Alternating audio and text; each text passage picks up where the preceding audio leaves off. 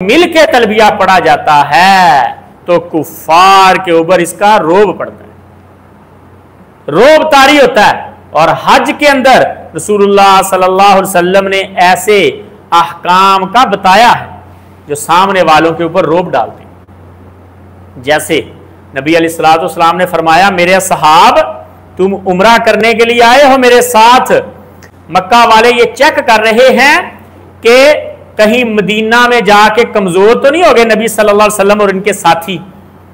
तो मेरे सहाब तुमने तवाफ के पहले चक्कर वो जरा अकड़ के निकालने हैं ताकि इनको पता चले कि ये कमजोर नहीं हुए बल्कि ताकतवर होके आ गए, रोब पड़े।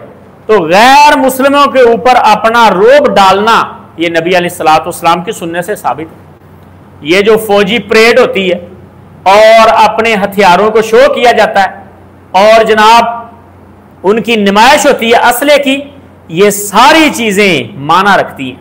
ये फजूल नहीं है, ये फजूल खर्ची नहीं है, ये बात याद रखें। बाद लोग एतराज करते हैं, ये देखें जी ये पैसे जाया हो रहे हैं। हजरत जी अपने हथियारों को चेक करना या ऐसे काम करना, ऐसी परेड के फौजी आपके चलें सामने वालों के ऊपर, दुश्मनों के ऊपर, गैर मुस्लिमों के ऊपर रोब पड़े, इसकी इजाजत और ये दुरुस्त है।